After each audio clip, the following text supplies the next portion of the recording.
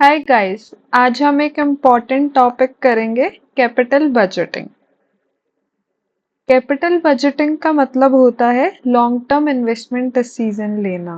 जैसे नई मशीन खरीदना, नया शोरूम ओपन करना या कोई नए प्रोजेक्ट में पैसे लगाना। बहुत ही इम्पोर्टेंट डिसीजन होता है क्योंकि इसमें हमारे पैसे लगते हैं और रिस्क भी होता है।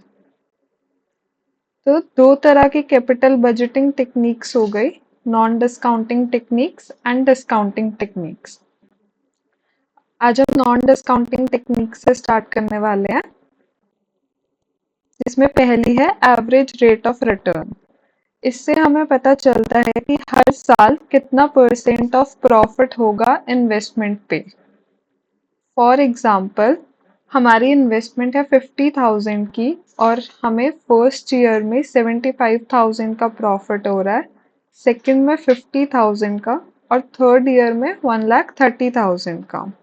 तो इसमें हम अपना एवरेज प्रॉफिट निकाल लेंगे, तीनों साल में क्या हो रहा है, और एवरेज इन्वेस्टमेंट निकाल ली। अब हम प्रॉफिट अपॉन इन्वेस्टमेंट करेंगे तो हमें पता चल जाएगा कि हमें हर साल में एवरेज कितना प्रॉफिट होगा, हमारी क्या रिटर्न रहेगी। अब चलते हैं दूसरी टेक्निक पे, पे बैक पीरियड। इससे हमें पता चलता है जो हमने पैसे लगाए हैं वो हमें कितने टाइम में वापस मिल जाएंगे। जितना कम पे बैक पीरियड होगा उतना बेटर प्रोजेक्ट है। फॉर एग्जाम्पल, अब कोई अपनी होम बेकरी स्टार्ट करना चाहता है तो उसमें इनिशियल इन्वेस्टमेंट 1 लाख की है, और अब उसे पता है कि अगले 6 साल तक उसको 25,000 का इनफ्लो हो जाएगा, कैश फ्लो हो जाएगा।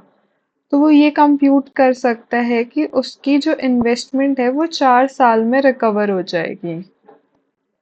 तो पे बैक पीरियड का क्या फॉर्मूला हो गया, इनिशियल इन्वेस्टमेंट जो लग रही है अपॉन में एनुअल कैश फ्लो।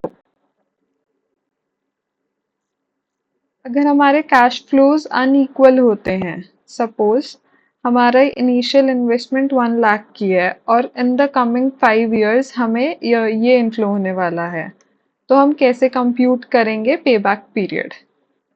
पहले साल में हमें 20,000 आ गया, दूसरे साल में 40,000, यानी कि कम्युलेटिव हमें 60,000 आ गया, प्लस हमने करा इसमें 30,000 जो कि हमारे फोर्थ ईयर के कैश फ्लो हो गया, 90,000, यानी कि तो 3 साल प्लस। अब हमें अगले साल में 20,000 आ रहा है और हमारी इन्वेस्टमेंट 1 लाख की थी, तो मतलब हमें 10,000 और चाहिए। तो 10,000 और जितना अगले साल में टोटल आ रहा है जो कि 20,000 हो गया, यानी कि 3.5 years हो जाएगा ये। तो इसका फॉर्मूला हो गया completed years plus remaining amount upon में अवेलेबल अमाउंट।